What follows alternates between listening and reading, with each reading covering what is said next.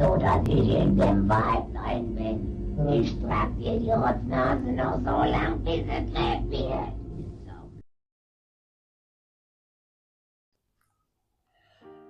शाम के करीब 5:30 बजे जब सूरज धीरे धीरे पर्वतों के पीछे अस्त होने को था, समीर अपने कॉटेज से निकला और इस मनमोहक नज़ारे का लुत्फ लेने लगा। सामने दूर दूर तक फैले हरे भरे पहाड़, उनसे आती ठंडी हवाओं के झोंके बदन को एक ताजगी का एहसास करा रही थी।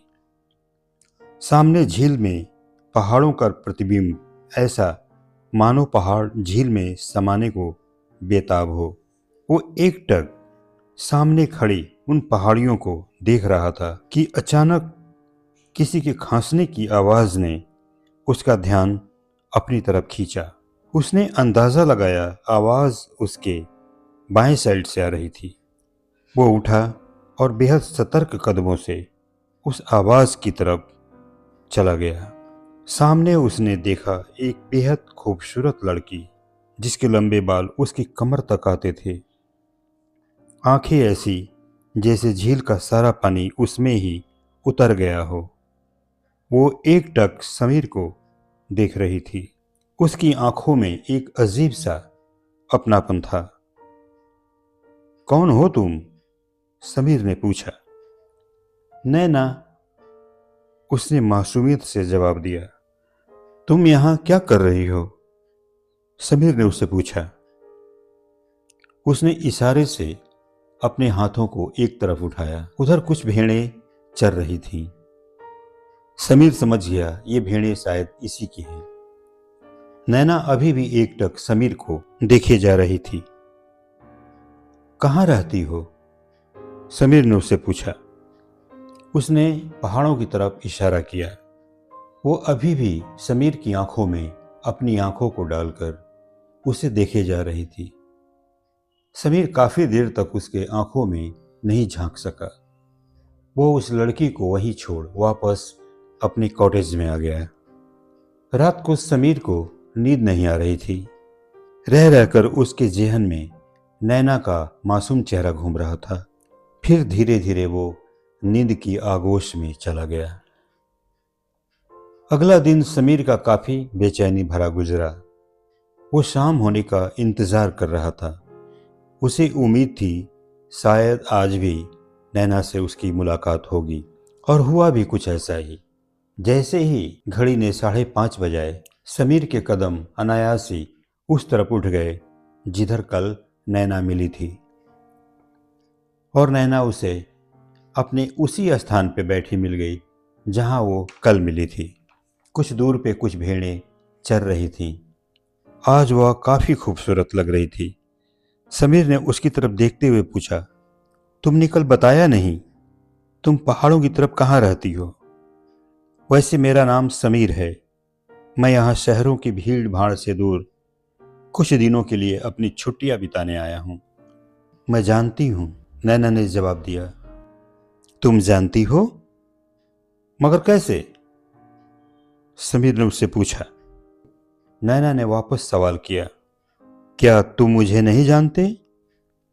भला मैं तुम्हें कैसे जान सकता हूं? समीर ने जवाब दिया। नैना ने फिर कोई जवाब नहीं दिया, कोई सवाल नहीं किया। वो उठी और धीरे धीरे पहाड़ी पगडंडी से होते हुए अपनी भीड़ों को लेकर पहाड़ों की तरफ चली गई। समीर खड़ा कुछ देर वहीं सोचता रहा, फिर वापस अपने कॉटेज में आ गया।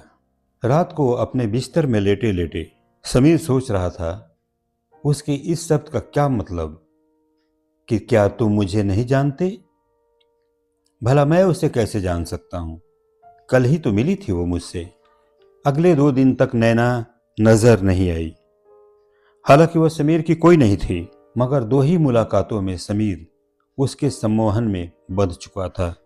5वें दिन समीर धीरे धीरे टहलते हुए उस स्थान तक चला गया जहां पिछली 2 मुलाकातें उसकी नैना से हुई थी।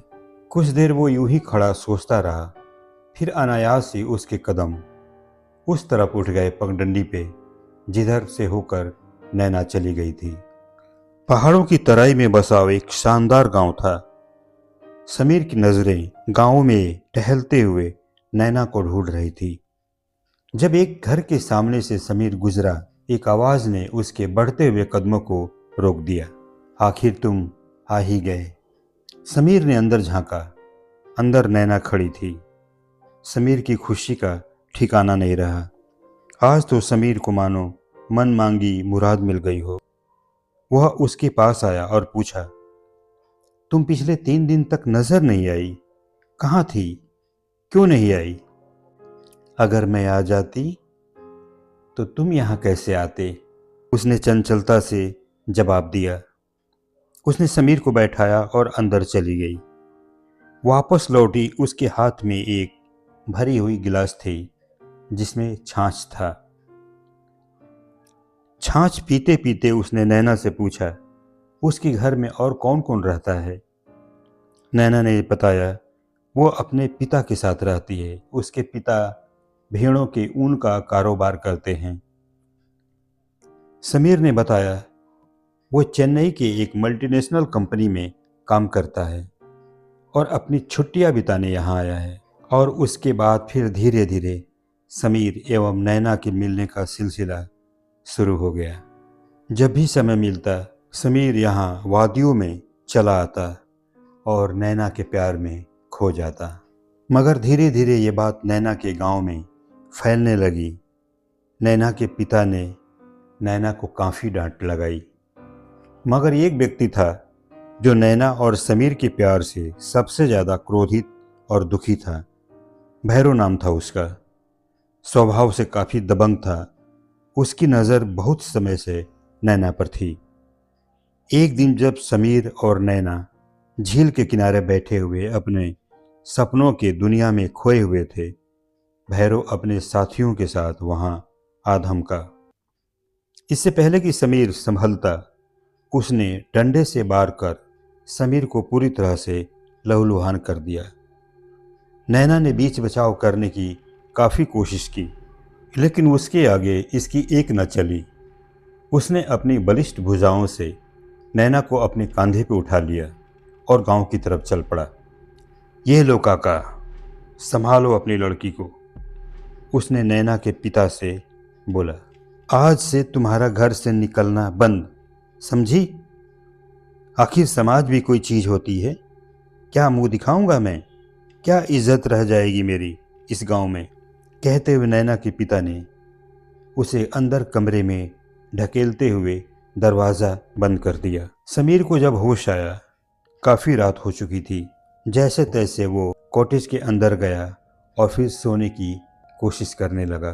कुछ दिनों के इलाज के बाद वो पूरी तरह से ठीक हो गया। रात के तकरीबन 9:30 बजे थे। नैना के पिता को अपने घर के दरवाजे पे खटखटाने की आवाज़ सुनाई दी। उन्होंने दरवाज़ा खोला। सामने समीर खड़ा था। आज पहली बार उन्होंने समीर को देखा था। जी कहिए, उसके पिता ने पूछा। जी मैं समीर, मैं नैना से प्यार करता हूँ। तब तक नैना भी अंदर से बाहर आ चुकी थी, लेकिन उसे अंदर जाने को बोलकर उसके पिता ने कहा, बेटा ये नहीं हो सकता।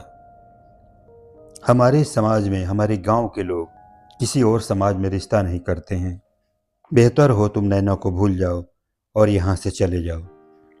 समीर ने समझाने की काफ़ी कोशिश की, लेकिन वो सुनने को तैयार नहीं थे। अंत में समीर वापस चला आया। वो चांदनी रात थी। नैना को नींद नहीं आ रही थी। वो समीर की यादों में खोई हुई थी कि अचानक उसके कमरे की खिड़की पे धीरे धीरे खटखटाने की आवाज़ हुई। उसे लगा शायद उसका वहम हो, लेकिन आवाज़ दोबारा हुई। नैना ने खिड़की खोली। खिड़की के बाहर समीर खड़ा था। इससे पहले कि वो कुछ बोलती, समीर ने उसे इशारों से चुप रहने को बोला और उसके हाथ में एक छोटी सी पर्ची पकड़ा दी। नैना, मैं तुम्हारे बिना नहीं रह सकता। यदि तुम भी नहीं रह सकती तो मेरे साथ चलो, हम दोनों शादी कर लेंगे। उसके बाद तुम्हारे पिता भी हमें अपना लेंगे।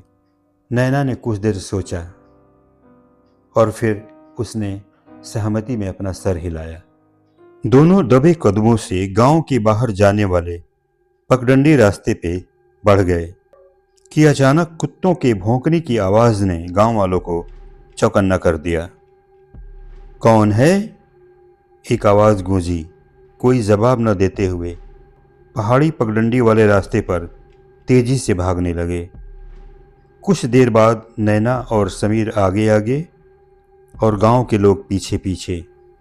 अचानक नैना का पैर फिसला और वो पहाड़ी से नीचे गिरने लगी। समीर अवाक सा उसे पकड़ने के लिए उसके पीछे छलांग लगा दिया, बिना ये समझे कि वो एक मौत की छलांग थी।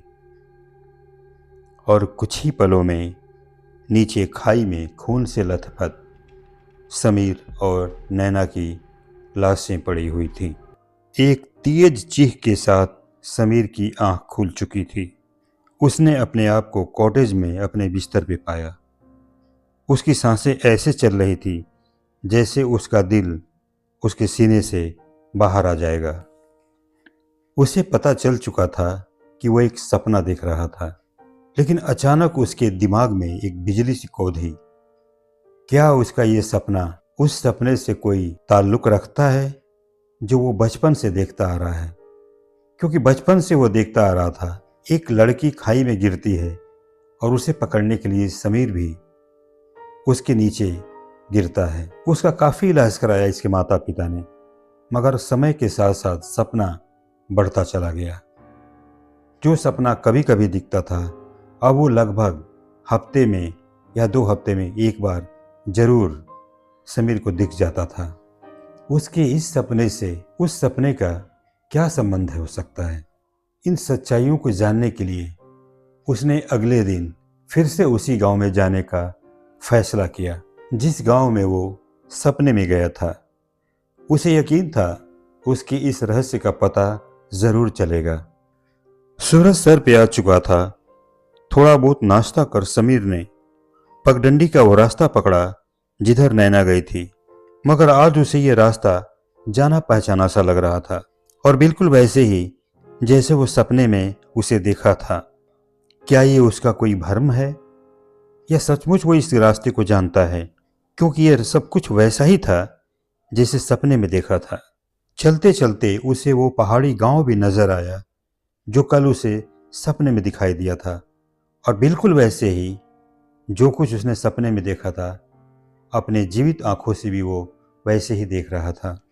मगर एक बात जो उसने नोटिस की वो ये कि आज गांव के लोग उसे अजीब नज़रों से देख रहे थे, जो कि कल सपने में नहीं देख रहे थे। कोई ऐसा लग रहा था जैसे लोग उसे पहचानने की कोशिश कर रहे हों।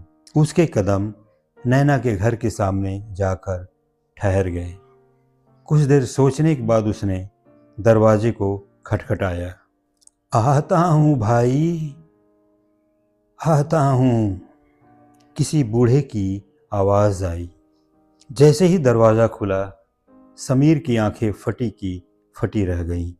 सामने नैना के पिता खड़े थे जिन्हें उसने हूबहू सपने में देखा था। बस अंतर ये था, सपने में जो उसने देखा था उनकी और इस वक्त जिनको देख रहा था उनकी उम्र में तकरीबन 20 साल का अंतर था। दोनों की नज़रें एक दूसरे से टकराईं। नैना के पिता ने कांपते हुए हाथों से समीर के दोनों कंधों को पकड़ा। उनकी आंखों में आंसू थे, मानो समीर से कह रहे हों, बेटा मुझे माफ़ कर देना, बेटा मुझे माफ़ कर देना। शायद उनकी सांसें इसी पल के लिए अटकी हुई थीं। उन्होंने समीर की आंखों में देखते हुए दम तोड़ दिया और निष्प्राण होकर ज़मीन पर गिर पड़े। तो क्या ये उसका दूसरा जन्म तो नहीं है? बिजली सी कौंध गई समीर के जिहन में। तभी उसने अपने कंधे पे किसी के हाथ का एहसास हुआ। उसने पीछे पलट कर देखा। एक बुजुर्ग व्यक्ति अपने दोनों हाथों को जोड़े हुए समीर की तरफ देख रहा था। उसकी डबडबाई हुई सी आंखें मानो समीर से माफ़ी मांग रही हूँ। हाँ, वो भैरव सिंह ही था। समीर का दिमाग बिल्कुल काम करना बंद कर चुका था। वो अपने काफ़ी बोझल कदमों से चलते हुए वापस अपने कॉटेज में आ गया। रात को बिस्तर पर लेटे हुए समीर अपने सपनों की दुनिया को अपने वास्तविक दुनिया के कड़ियों से जोड़ने में लगा हुआ था। इसका मतलब कि 2 दिनों तक जो नैना दिखाई दी मुझे, वो इसकी आत्मा थी और 2 दिनों तक वो नजर नहीं आई। ये भी एक सच्चाई थी। लेकिन 5वें दिन जब मैं गया तो वास्तव में मैं नहीं गया था, बल्कि मैं सपने में गया था। हो न हो पिछले जन्म में मैं बिल्कुल वैसे ही नैना से मिला था और फिर उसी तरह गांव में गया था नैना को खोजते हुए। इसका मतलब जो कुछ सपने में मैंने देखा 5वें दिन मेरे पिछले जन्म की वास्तविकता है। तो क्या अब नैना मुझे कभी नहीं दिखेगी? वो तो मर चुकी है। रात के सन्नाटे में पहाड़ों से आती ठंडी हवाओं के थपेड़ों से कमरे की खिड़की कभी खुलती कभी बंद होती। हवा काफी तेज चल रही थी, मगर उस हवा से भी तेज एक आंधी समीर के दिलो दिमाग में चल रहा था। ये कैसी भाग्य की विडंबना थी कि जिस सपने से वो बचपन से परेशान रहा, वो उस सपने का इलाज भी करवा रहा था। लेकिन जब उसका इलाज मिलेगा तो इतना दर्द दे जाएगा, वो नहीं जानता था। वो उठा, खिड़की की चटकनी बंद किया और सोने की कोशिश करने लगा कि उसे अपने माथे पे किसी के हाथ के छूने का एहसास हुआ। नैना, उसके मुंह से निकला। हाँ, नैना ही थी वो। वो उठा और नैना से लिपट गया। दोनों की आंखें आंसुओं से भरी हुई थी।